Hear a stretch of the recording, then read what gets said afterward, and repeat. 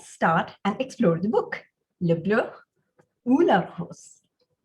Now, there is an intentional mistake that has been made in the title of the book, right? This mistake was made to bring that quirky effect. Now, the mistake is it should be Le Rose, not La Rose. Okay, so the confusion starts with the title of the book itself, and that is why it has been made instead of Le Rose, we have made it La Rose, because you're always confused about Le Bleu ou La Rose. So now the reason being colors. When you'll explore the book, colors are always masculine. Okay, the names of colors are all masculine. So it should be Le Bleu, Le Rose. So, but the confusion as it's showing, as the title itself says, the cover page says that there is a confusion about masculine or feminine gender of noun. So is it Le Bleu or La Rose? All right. So it should be Le Rose because all colors, the categories of colors, all colors are masculine by gender, by their gender. All right. Okay. So we go ahead.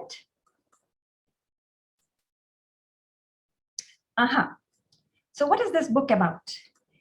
Le nom français, masculin ou féminin. Il n'y a pas de règle, mais il y a des mots-clés.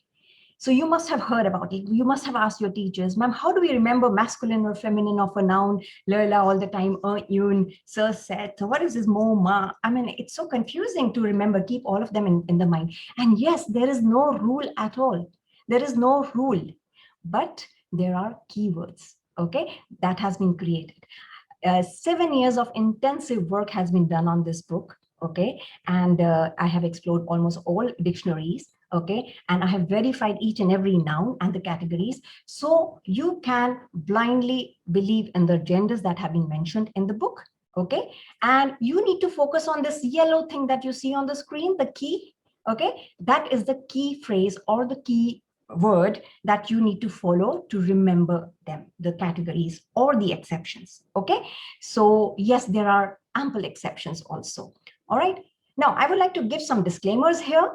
The story that the book starts with is about le Dieu de lexique. Le Dieu de lexique means the god of lexicon. Okay, the god of words. Okay, so we have just made a fictitious story. There's no god of lexic. You would know that, right?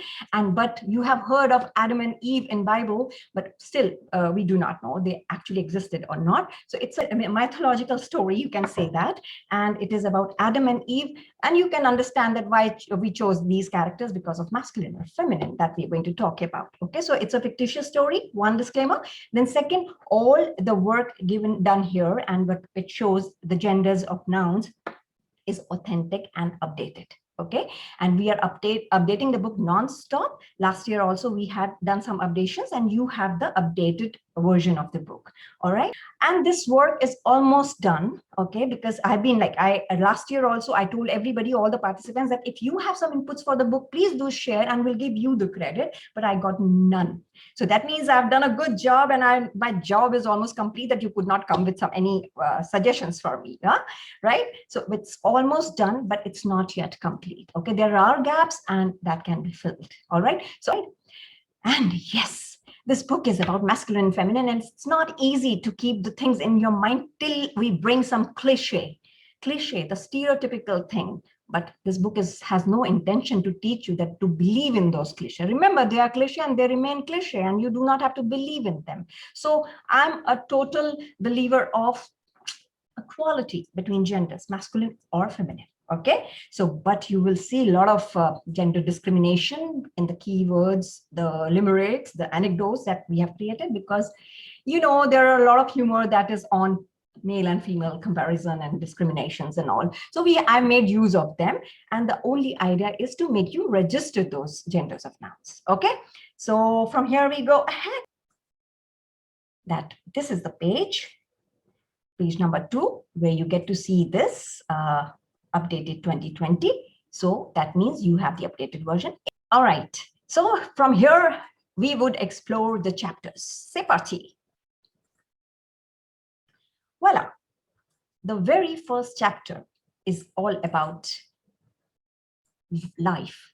We started with the phrase voir la vie en rose, and as the expression goes, also like in French, very common expression, c'est la vie. And that's what we use in English also. That's life. That's life. That's life. That's how it is. Okay. There are ups and downs. The life is a roller coaster. You have to deal with it. But say la vie. Say la vie. La vie, that means the life. The word life is feminine in French. La vie. And to that matter, all words ending with IE are feminine. So la vie.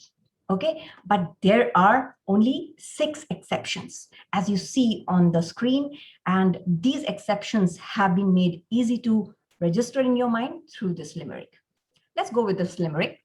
Deux amphibies saucissent, tous les deux très génies, devant un incendie, sous un parapluie, mange bien du foie.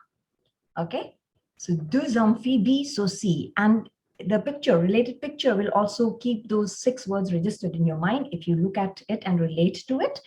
Amphibie means amphibians, okay, which are the frogs here, amphibians, okay. Saucy is look-alike. Look-alike, as we said, the carbon copy, okay. The word which is like doppelganger, which we use in English, is like saucy in French, okay. Saucy, look-alike. So do you think that those amphibians, they look alike? Do you find a difference? But you will not be able to find because I copied pasted it. Haha, it's just a mirror image. So tous les deux très génies, both genius. Yeah, you see their hand is on like over here somewhere, okay. But if you try to bring it here, okay, that's an expression in French. J'ai du nez. J'ai du nez. It doesn't mean that I have a booger in my nose, okay. It means that I am intelligent. J'ai du nez. Okay, so they both are with the expression of that. So you can remember from that expression that, oh, they are genius. Okay, deux amphibians, saucy, look alike, génie. Okay, devant un incendie. You see there is fire in front of them, in front of a fire. Incendie. Okay, incendie means fire. Sous un parapluie, under an umbrella. Okay, un parapluie. Mange bien du foie. You know, foie gras is a delicacy of France. Yeah, it is made of duck's liver. They feed the duck or the goose nicely and then chop it and eat it. So foie gras, so foie, the word foie is masculine. So all these 6 words are the only exceptions. You will not find the 7th exception, I bet, unless until a new word is created. Okay, so just keep them in your mind and remember la vie, all the words are feminine. Okay. Now you will wonder, what are these words on the right that I've written? La boulangerie, la gendarmerie, la garderie, la sonnerie, l'épicerie. They all are E-R-I-E ending words, right? E-R-I-E ending words. Obviously, they are I-E ending, but then there is a bigger ending now, E-R-I-E. What is so special about these words? The correct answer, yes, they are 100% feminine. They are 100% feminine, but E-R-I-E 100%, you will blindly can go with la or une, okay? And you will observe that they are mostly the names of the places. Boulangerie, gendarmerie, garderie, okay? Épicerie, they are the names of the places, all right? So this is about chapter 1 with IE ending words. And you will also learn a lot in this chapter that how the ending makes it a specific category with like aristocracy, democracy, they're all like power.